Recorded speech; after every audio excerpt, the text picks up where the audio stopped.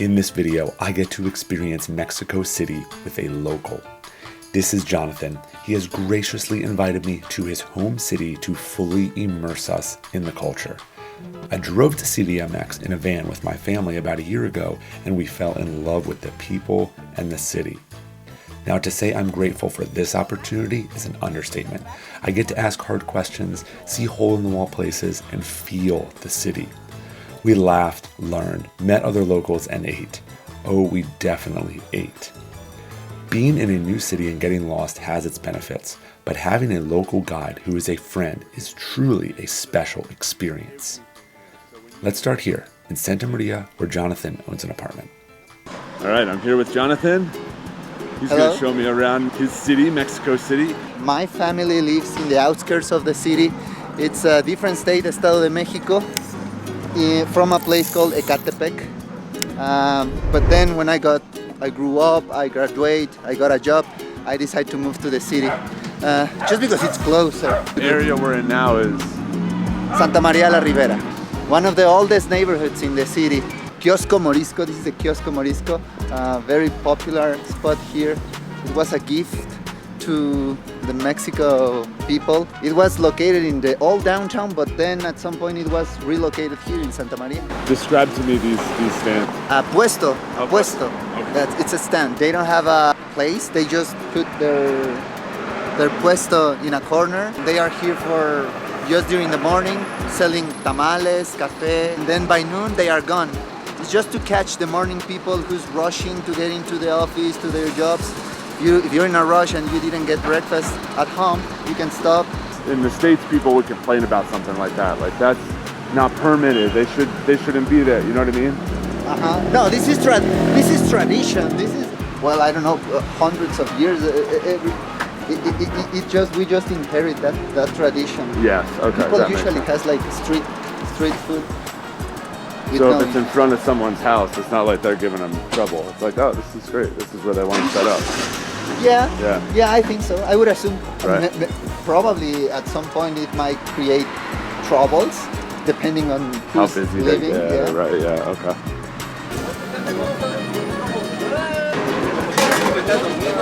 ¿Verdes?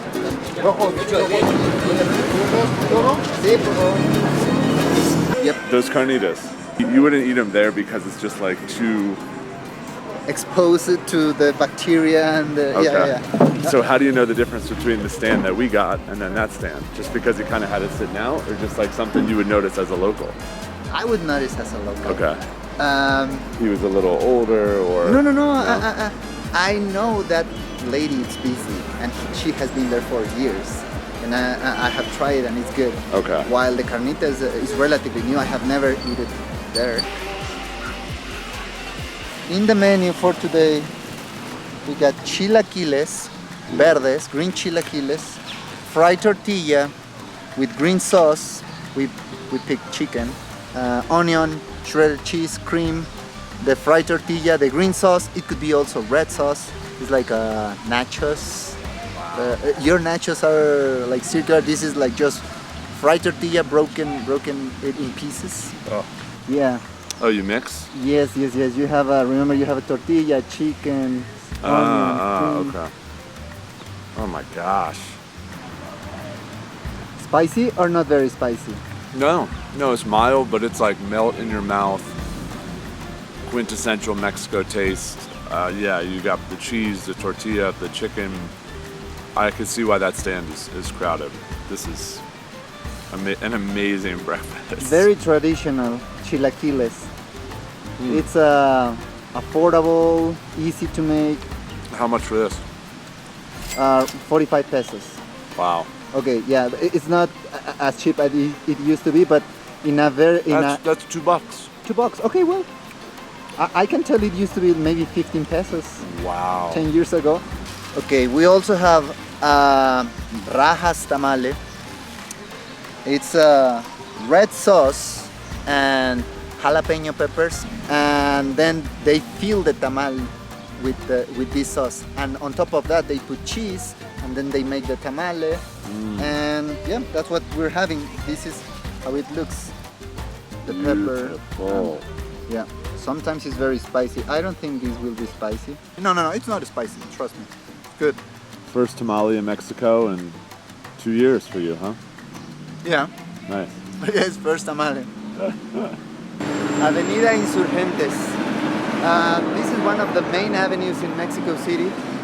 It crosses the city literally from south to north. It comes from Pachuca. It can take you to Ecatepec, to the north of the city, and it runs through the city and take you to Cuernavaca.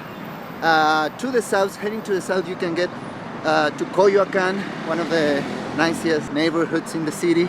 As you can see, it's very busy. Very busy. Make a stop here? Yeah. I feel the bridge shaking. It's Mexico, but don't worry, it's safe. It's safe. The ground is not very stable, but it's safe. The bridge is good. Yeah. All right. El Pan de Maria for our coffee stop. If you want to get in and see inside, have you tried concha? This is, well, one of my favorite Mexican pastries is concha. And what kind of coffee do you want? Just So what do we have? a concha. A concha. I never would have picked this one. Yes. It was just me. So this is traditional? Traditional, very traditional. Pan dulce. In Mexico, we call it pan dulce. My experience, I think Mexico has a very good pastry, very good bakeries. Oh, I've been so surprised about that. Yeah, the bakeries here. Look, The bakeries, and it's everywhere, everywhere. Fresh bread. You can have a fresh loaf of bread every day. So you go to the States for the first time, it's like the common thing there is it's Sunday, it's Monday, whatever. You go, you get like 8 bags of groceries, and then you have all your food for the week. Yes. But not here. Not as No, much. not as much. Not as much. You say your mom would send you out for bread, you know what I mean? Yes, yes. Yeah, you don't have to. Every time we go to make the groceries in Baltimore, we have our checklist. Don't check tomatoes, check everything. Here, you just go and by feeling, I need this, and at some point you get back home and say, oh, I forgot tomatoes. Oh, you know what, Jonathan? Here's 10 pesos, go get a half of a pound of tomatoes. And you get there, hey sir, I want tomatoes and some limes and maybe basil. Okay, how much it is? 15 pesos. You pay, you go back home. Mom, here's Is one worse than the other in your opinion? Did you enjoy one over the other? I enjoy more this. It's so convenient. You can have it very handy. I think that's what, my wife is well traveled, and then as I'm starting to discover, that's what we miss. Like maybe the lady would know you at the store. Oh, Jonathan, hey, how are you?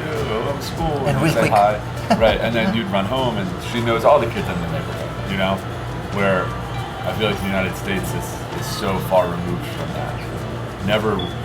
There's rarely any instances I think a kid would run to get tomatoes for the meal. Right? Or Think bread, about yeah. that? Or bread, or anything. Yeah. That is delicious. I think that's delicious. You tell me. You are the expert. Okay, it's soft, good. That's Oh. Muy it's bien. good. It's good. Muy buena, muy buena. Buena. It pairs so well with coffee. Oh, because it's sweet. Yeah. Coffee, oh. It's very good. It's very good, to be honest. Yeah. I mean, I think that's a unique piece in Mexico City. Like, you don't find that in the States very much. Maybe you find a little back alley here in a nice city and it leads to something, but not the communal of there's a little coffee shop up front and there's a different business back and everybody's more, simpatico, working together. I don't feel like you find that as much in the States. In America, it's the bigger the sign, the better. More arrows, pointing you in directions to go. You know what I mean? Yeah. I'm wondering if that's good for business here. Maybe they would need to advertise. I don't know. Yeah, I think it's a special part of here. Finished. Sure? Yeah. You really like it? Very good. Good? Yeah. In the 80s, when I was growing up, it was very common for some people to grab a truck. We were able to cross. Okay. To grab a truck, drive to the north, El Paso, Texas, Tijuana, Okay. and bring these packets of clothes. From like Goodwill or something. Even I would say Goodwill maybe, or some are over storage. Ah, okay. Things that they don't sold there. Yes. Kind of a Burlington or. Yeah. Buenos dias. Buenos dias. Buenas. Whenever we're here, my wife and me have noticed that there's a lot of people going in and out. This is something you would like never notice, Yes. right? I think they use it as an Airbnb. I think so. It looks beautiful up there. But this is a good thing. This one. The fact I mean, that you as a local or a homeowner here, you're like, oh, that's a good thing. People Yes. are, yeah. yeah, I better, like it's it. in the area. And it looks better. It Right. looks nice. People will take care of it. People take care of it. Yeah. It doesn't look old and empty. Cortés and the Spain army run away from Tenochtitlan using this avenue. Wow, that's a cool fact. If you think about it, it's an avenue that has been untouched, still stand since 1400. So it's a 500-year avenue. Oh, that's crazy cool. There's the story where Spain army got defeated. Cortés stopped by a old tree to cry because of the defeat. They call it the tree of the sad night, el árbol de la noche triste. And that tree, it's in that direction, like 2 miles from here. It's still like a historical place. Yes, wow. But you can drive through and you wouldn't even imagine that that's where. the tree. To be honest, these are the kind of places where I can get my haircut. Ah, stop in the market, get it done, yeah. Or in your neighborhood, there should be some. Right. I would say they charge like 70 pesos. Wow. Something. $3, $3. $4. Every time I come back, I done left without a haircut. Right.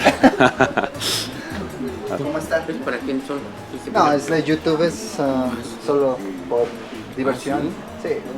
It's for fun. Yo digo voy a salir en la serie de ¿Cuánto tiempo ha estado aquí en el desde mercado? 1990.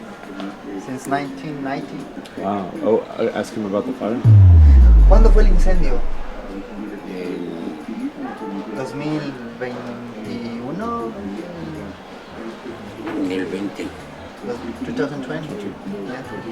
En el calle así todo alrededor. Ah, in the streets. Yeah. Pero mira, He was saying that when the fire happened, the insurance company said they can pay. Okay, I'm gonna give the money, 14 million, so we can rebuild the place in 6 months. Telling me that happened on a Tuesday. On Thursday, the government put their, how do you say, get in, put their hand in and say, no.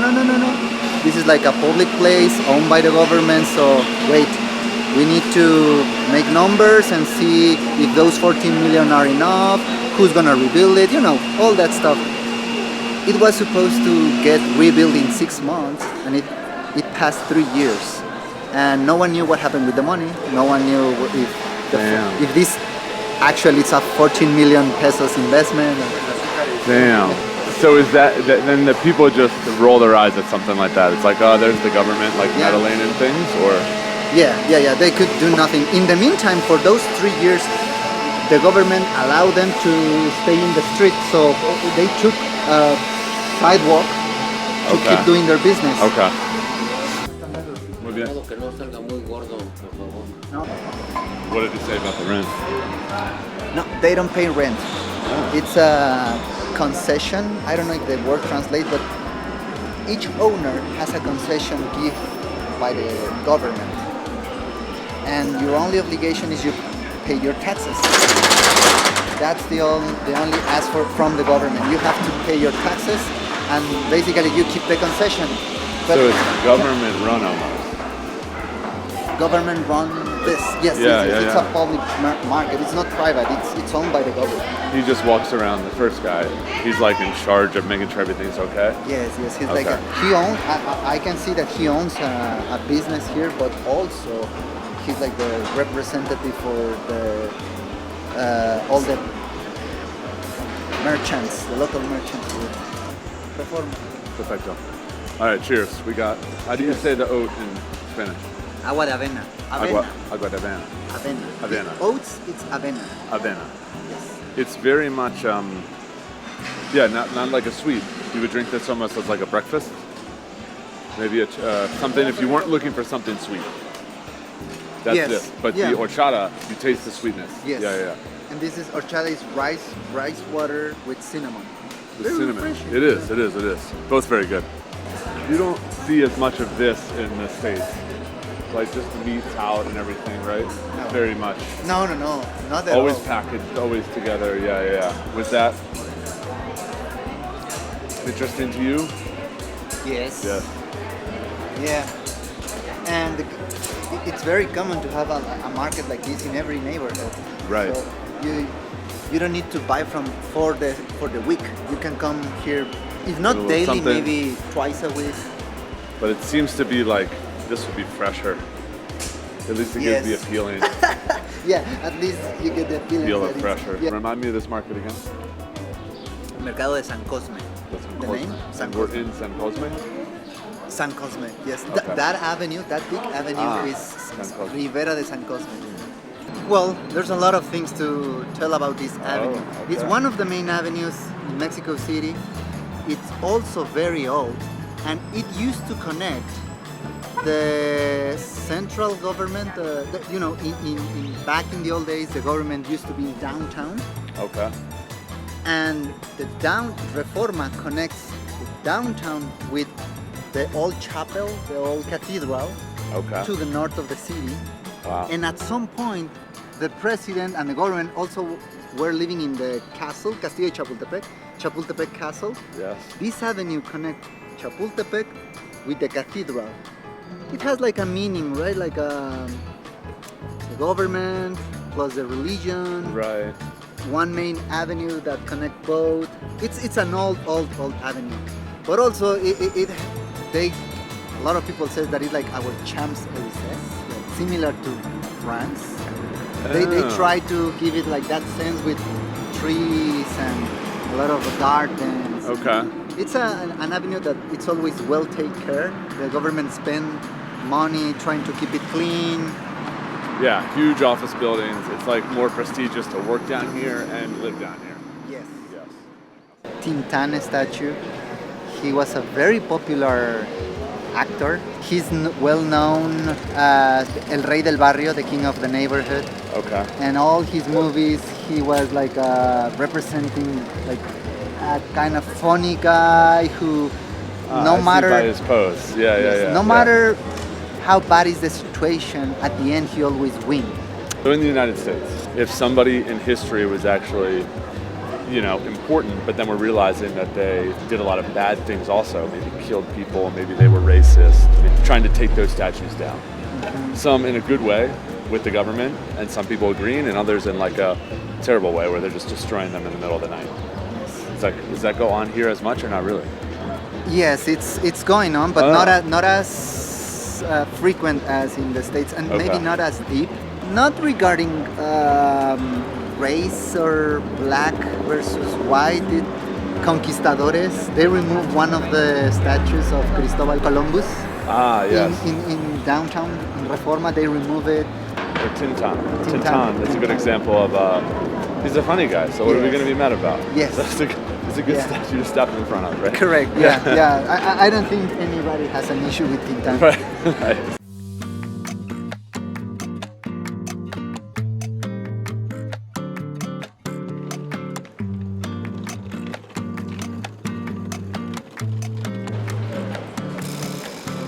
Queso ricota o limón confitada.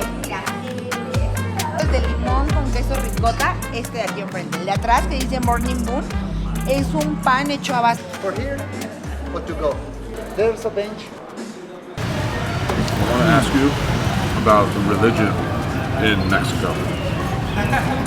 Mexico City, how you grew up, like that was all brought in via Cortez, right? Yes. I mean, his whole goal was to like spread Christianity. Okay. I think that's how they defended what they were doing. you know, we're taking over this land because we're spreading the good word. You know what I mean? Yes. So how does that translate to the culture now and when you were a kid? Catholic is like a big thing? It is still being a big thing, but from my experience and me growing up in the city, I think the people now it's more open to different religions, different beliefs. So I have had friends that practice Buddhism, Islamism, and you ask yourself, how the hell a Mexican practice Islam in Mexico? Well, there's a place where you can practice Islam. Mosque and everything. Yes. Near, maybe we're in the area. Yeah, but Catholicism still being a big thing. Yeah. Interesting. Yeah. So it's permeated into the culture, but it's more so expanding because it's such a melting pot and it's open now for new places. Yes. You're right. It's like a melting pot, but not as mixed and rich culturally as the States. Ah, yes. You see more diversity in Baltimore. As a matter of fact, you see groups from different cultural backgrounds, and they tend to stick together. All right, so we're one off of Reforma, and now here you just see this is where everybody floods to eat. You have tons of restaurants. That's all we're passing. Yeah. All different types. All the people from the offices come here to eat, and especially on a Friday. Okay. I think it's a good day, and if it's a payday, whew, Yes. But easily. Sorry. well, I was just saying, we're passing a ramen place. We were Argentinian meat place. We were traditional Mexican places. We were cantinas. I mean, there's just like everything here. So when you say to me, like, there's nowhere to eat in Baltimore. Yeah. Like, this is why, because we're used to something like this, where for us, you know, if there's like 2 quick restaurants next to each other, it's a big deal. Yes. But this is like a mecca of whatever type of food you would want. Of course, yeah. And you never get bored, of course, right? This week you can eat here, but the next week you pick a different place, and you have so many variety. Yes. While sometimes in Baltimore you don't have that many options. No, you don't. So this is nice from here. This is something that we missed. All right, so let me know where we are. We are in a local restaurant in La Colonia San Rafael. The name is La Tía, very popular. And I would say this is the kind of place where any regular citizen would come for a quick lunch. But it reminds you home because you have like the first course, la soup, and then you have an entree, and then you have a dessert. Chicken broth with veggies. This is a quesadilla, just to like a little addition. And then you have the aguas frescas, popular always. They What did you get? This is lime with perejil. It's crunchy, you got the beans, you got the hot sauce. Now, let me go with the lime. My culture uses a lot of lime. Yeah. We put lime on everything. Yeah. So chicken broth with veggies and a couple of drops of lime, perfect. You're good. All right. This is just the first course, right? We're just getting started. Yes, this is just the first course. All right. Flavorful, very nice. And Jonathan had to correct me. I was thinking like home cooked meal. We're gonna go quesadilla, taco, but this is more like what they would serve when Jonathan was growing up in his house. So I'm excited for the traditional experience. So it's fast. That's a common thing. Yes. Because they want us in and out, or just because? No, they want That's to just- host in and out. Okay. Yeah. And you're in a rush. Typically, you're working. Maybe you come here, eat fast, and go back. Okay. You don't have to wait. That's good as well. And the menu is very limited. So they have 2 options for soup, 3 options for salad, and some options for the entree, and that's it. Take it right out. Yeah, it's good. Pork chop. Okay. Yeah, just with a chipotle sauce on top. And then I have a stuffed pepper. And what Yes. makes the colorful sauce? Strawberry sauce. Just done very well. They don't try to overdo it with the toppings and the sauces. It's just simple and tasteful. And from my perspective, what a treat to get to experience such a traditional place. This is somewhere I'll shoot from the outside a little bit. I would never have just walked in as a tourist. And then for Jonathan to kind of guide me through what to order, highly recommend trying to seek something like this out. The tacos, The quesadillas, the tortas, they're all amazing on the street, but this felt like a true, authentic experience. It ended up being 174 pesos for 2 lunches. That means like 85 pesos each. Between $4 and $5 each. Wow. Good. So affordable. La Tia is the name of the place. La tia. The aunt. The aunt. Ah, la tia, the aunt. Yes. The aunt. I think that also remembrance your family. Yes, no? yes, it's a It's good like name. La Tia. And so the line is coming. We got here Earlier. Yeah, to beat the line. yeah. That was good. Because we got an early lunch. People here usually have lunch around 4 p.m., Okay. 5 p.m. Wow. But I know in the States we eat early. How lucky am I to explore Mexico City with Jonathan, a dear friend and an amazing tour guide. If you made it this far, hit that subscribe button so you can see the next video where we continue to explore CDMX.